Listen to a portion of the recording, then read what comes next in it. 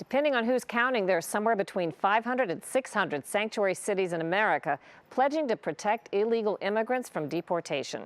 A few weeks ago, we visited Miami, which revoked its sanctuary city status amid threats by the Trump administration to cut federal funds. But more are digging in their heels.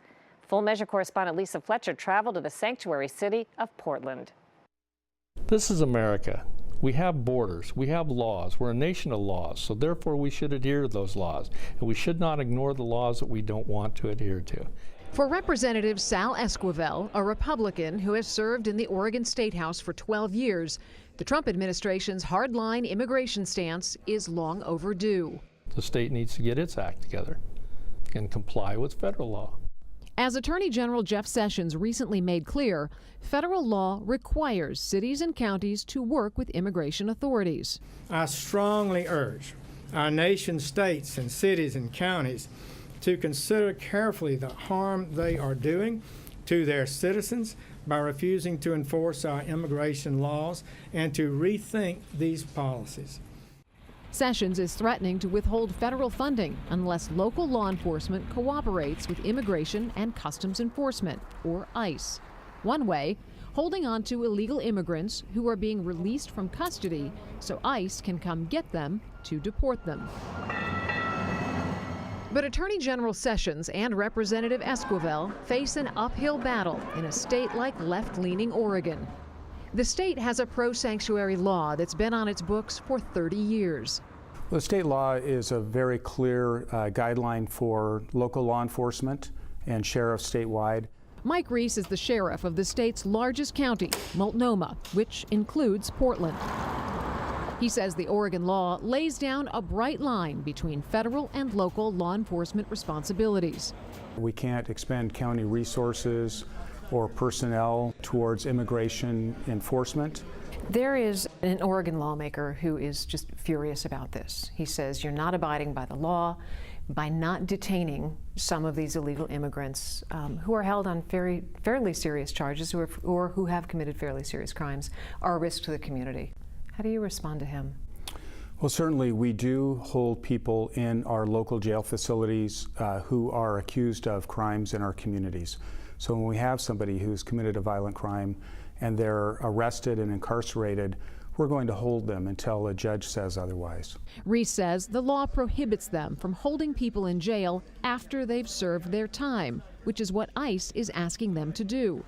So this is Maywood Park. It's part of the jurisdiction the sheriff's office provides. By not acting as immigration agents, Reese believes the community is better off.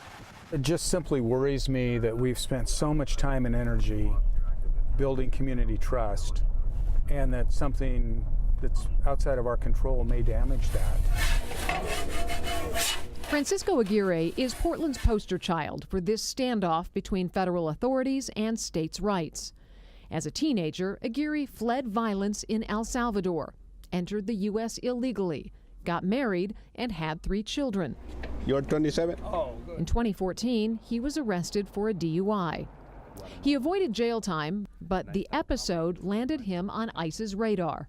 A month later, ICE knocked on my door, tried to take me in custody.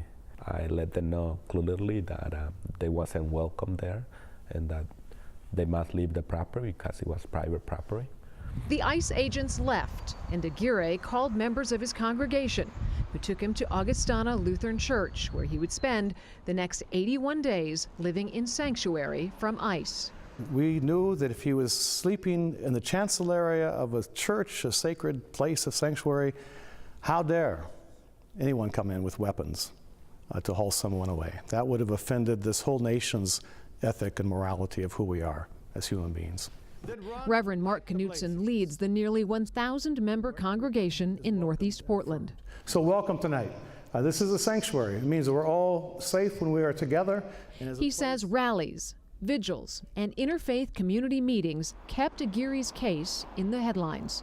You're here illegally. You committed a crime that very well could have killed somebody. Why do you deserve to stay in this country?